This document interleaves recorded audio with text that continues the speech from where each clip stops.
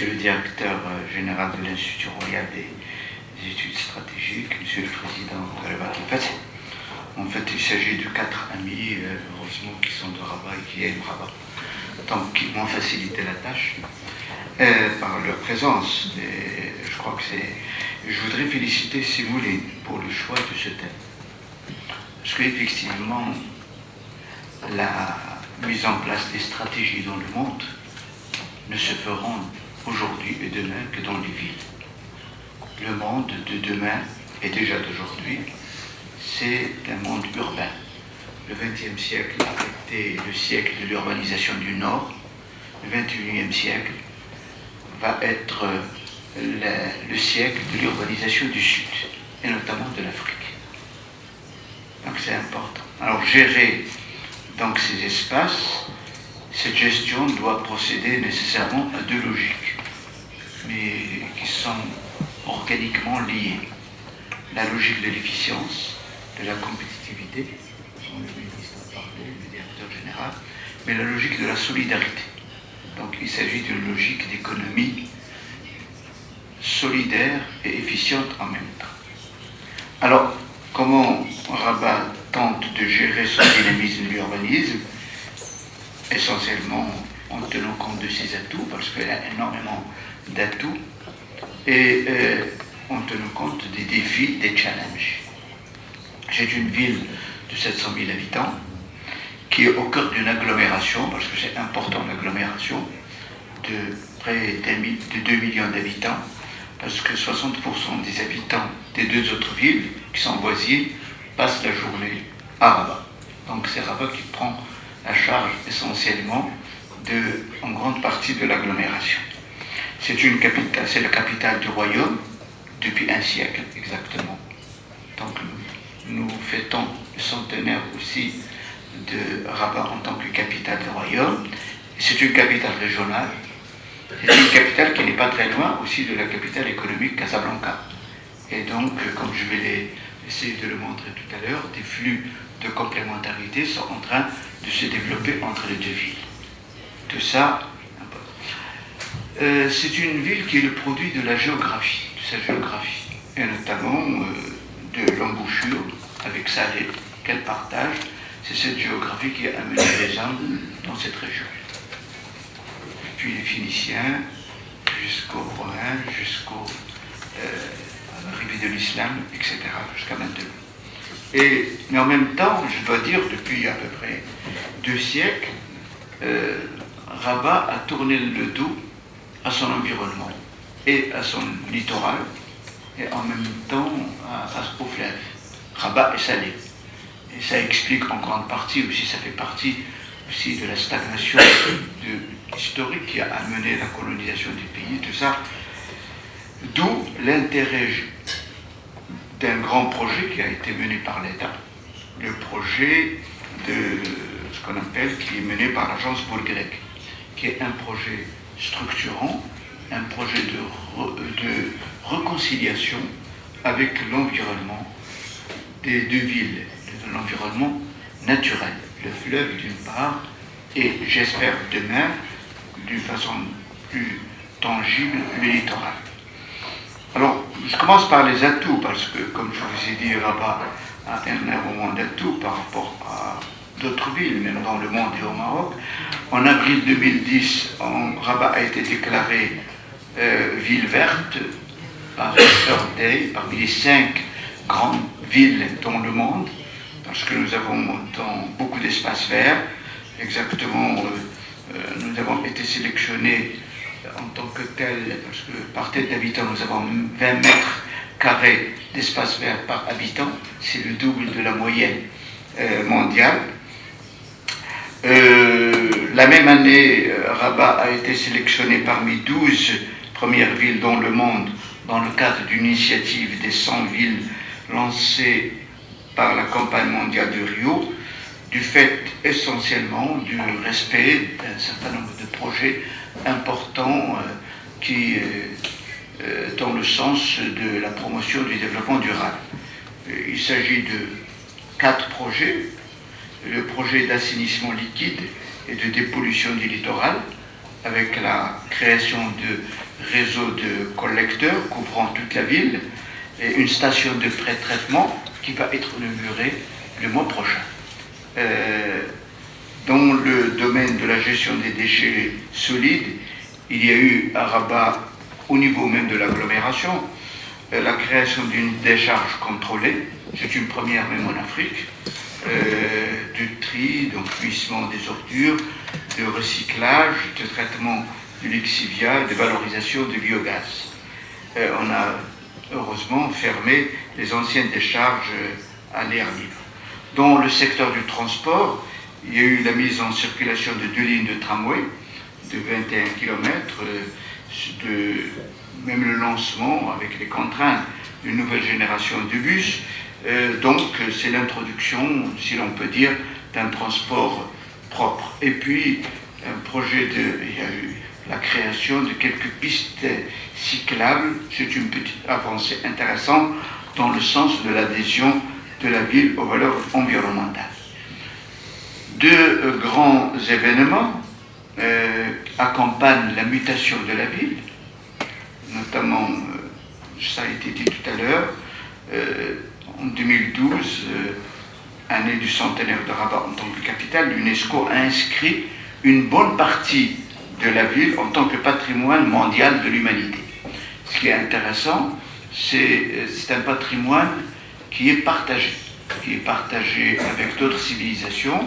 Donc il est lié à des valeurs d'ouverture, de tolérance, un patrimoine architectural intéressant, partagé avec les Romains, partagé avec les Andalous, dans le cadre d'un flux et reflux humain entre Rabat et l'Andalousie, et partagé depuis le début du XXe siècle avec essentiellement l'apport français depuis que Rabat est devenu capitale du royaume.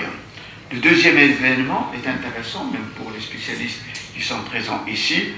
Le 1er octobre 2013, Rabat va abriter le 4e congrès mondial de la CGU. Il y a eu 4 congrès dans le monde, Paris, il y a eu un congrès en Corée du Sud, Mexico, et Rabat va organiser donc ce congrès avec 4000 maires. Mais essentiellement, c'est un moment de partage et d'échange sur essentiellement tout ce qui concerne les métiers liés à la gestion de la ville.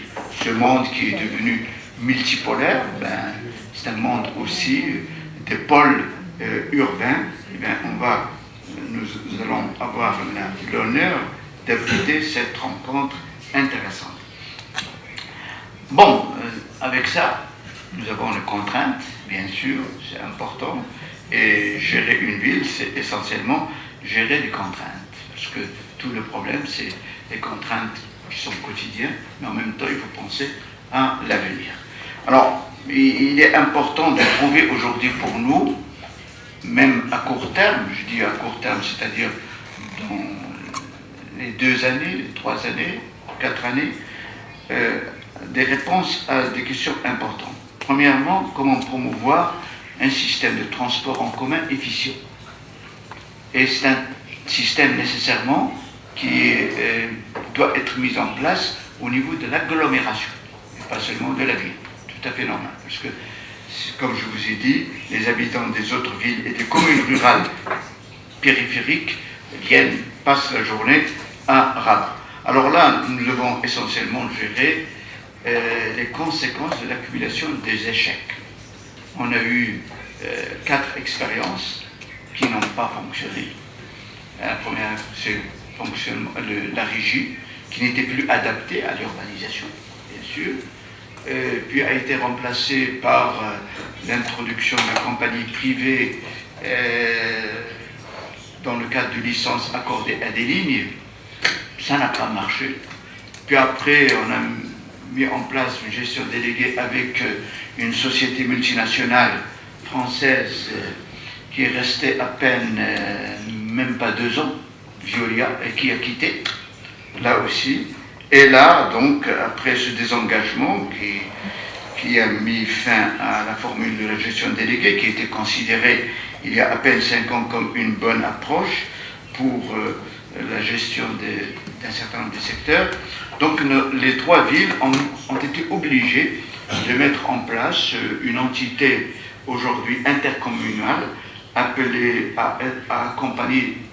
qui est appelée à être accompagnée par les pouvoirs publics, et notamment le ministère de la tutelle, mais aussi notamment le ministère des Finances. C'est pour cela que je me félicite du fait que le gouvernement a décidé d'organiser pour après-demain une rencontre sur le transport urbain avec la présence de 4 ministères concernés, le ministère de l'Intérieur, le ministère de la Ville, le ministère des Transports et le ministère des Finances. Alors parce qu'il s'agit d'un secteur essentiel, le transport, c'est très bien, mais nécessairement un secteur pour des considérations sociales structurellement déficitaires, comme partout dans le monde.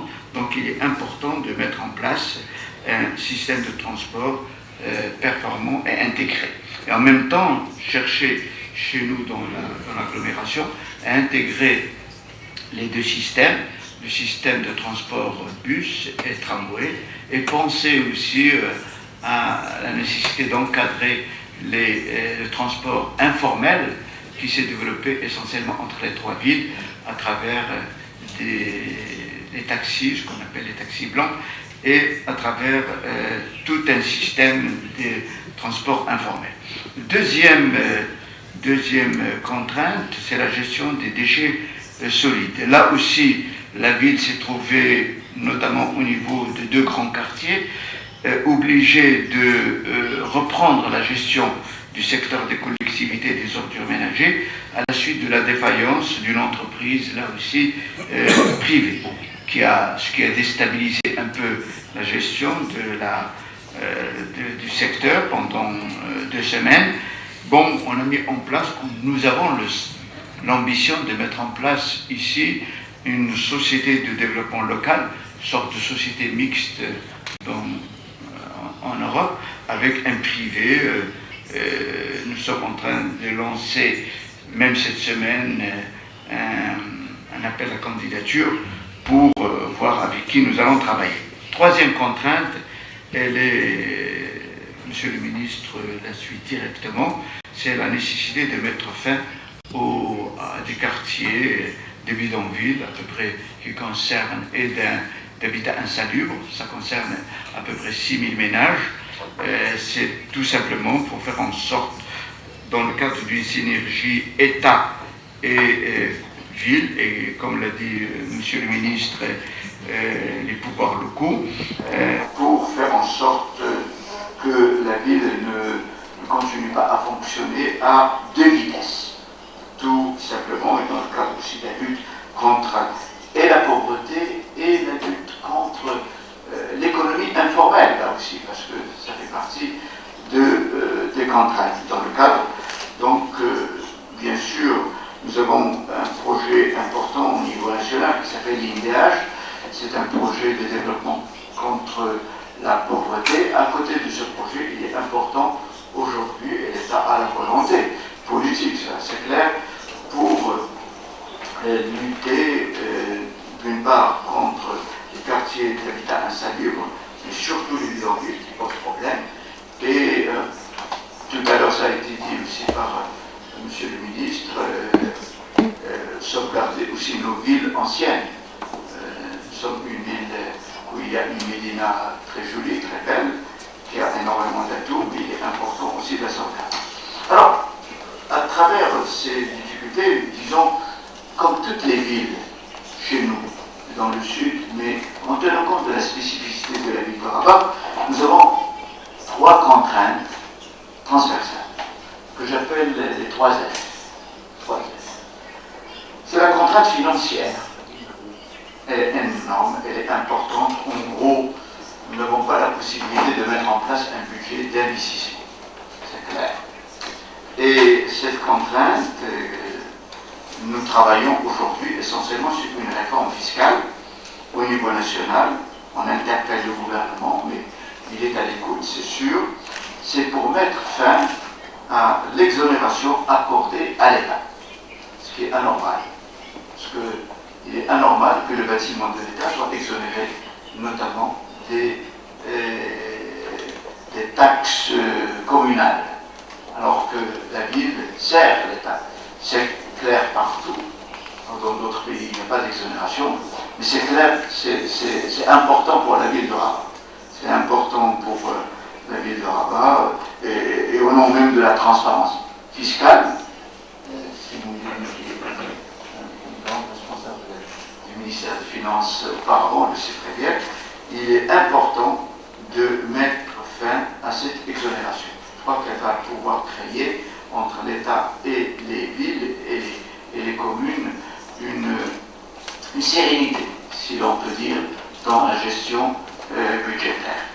La deuxième contrainte, c'est une contrainte importante, le deuxième F, c'est la contrainte formation, les ressources humaines. C'est essentiel dans les villes, parce qu'il y a beaucoup de défaillances au niveau des collectivités locales, en matière, dans tous les pays du Sud, en général, en matière de ressources humaines, il est important d'accorder un intérêt de plus en plus important à la qualification des ressources humaines. Et la troisième contrainte, c'est toujours un F, la contrainte foncière. C'est une question générale, mais Rabat, en plus, elle est une ville enclavée, elle est entourée du fleuve, elle est entourée aussi de l'océan, d'une forêt, heureusement, qui nous sauve, mais en même temps, on peut dire que son développement spatial est quasiment achevé. Nous avons malgré tout un plateau de la crèche, une exception de 1000 hectares, le secteur Boustin de 200 hectares, tous les deux à l'est de la ville. Il est important donc de maîtriser cette urbanisation de ces deux espaces pour réduire aussi la cherté du foncier, pour promouvoir la mixité sociale dans le cadre aussi de la lutte contre les bidonvilles et pour mettre fin, disons, au déséquilibre spatial dans notre ville. Nous avons des quartiers dits populaires, nous avons des quartiers qui sont plus favorisés. Je crois que c'est un élément important. Et puis, nous avons, heureusement aussi, dans l'avenir, c'est un projet important, c'est le projet du littoral, la réconciliation avec le littoral, parce que la ville a tourné le dos au littoral après le fleuve. Donc le projet littoral est important pour nous.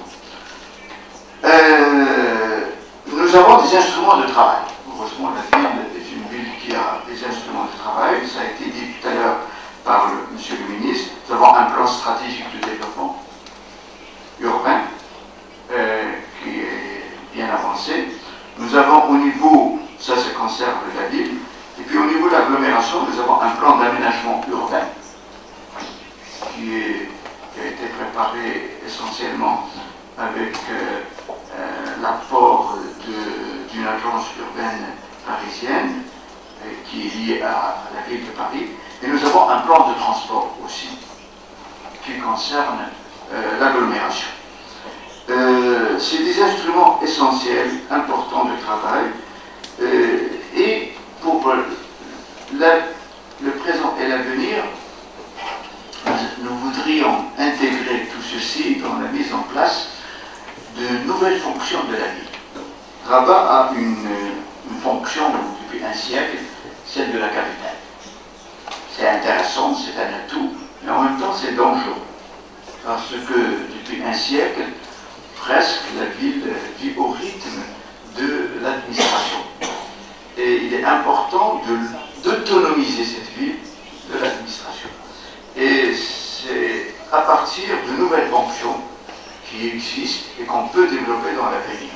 La première fonction, c'est la fonction environnementale. Il est certain que, comme je vous ai dit, à partir d'un certain nombre d'atouts, Rabat peut être le moteur du développement durable décentralisé. La deuxième fonction, c'est la capitale du savoir. C'est la capitale, c'est là où nous avons la ville des premières universités, des centres de recherche, dont cet institut d'ailleurs. Et c'est, en troisième lieu, c'est la capitale de la culture moderne. C'est une ville, nous avons la Bibliothèque nationale de notre pays, nous avons des projets de musées, nous avons le théâtre, et puis surtout un grand théâtre dans l'avenir. Tout ça, c'est important. Et puis, à côté de ces trois fonctions qui vont s'ajouter ou qui sont en train de s'ajouter à la fonction de la capitale, il est important de penser sur le plan économique à des mécanismes qui se développent depuis, disons, 20 ans, 30 ans. C'est des mécanismes de complémentarité entre Rabat et Casablanca.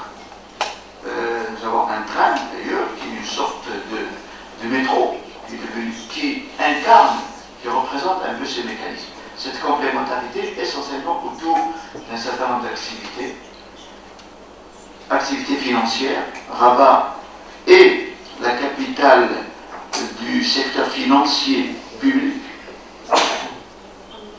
et autour des services et des nouvelles technologies. Et notamment avec un quartier comme le quartier qui abrite cet institut, mais aussi Technopolis, qui se trouve de l'autre côté, à Salé, de l'autre côté du Boulevard. Donc ces fonctions, il faut ajouter ça, ce qu'a dit tout à l'heure M. le ministre, Rabat est en train aussi d'évoluer pour être une véritable capitale régionale. Et là, donc, régionale, avec des liens avec le Rhône, avec ses potentialités agricoles, mais aussi industrielles, ville comme la ville de Printemps.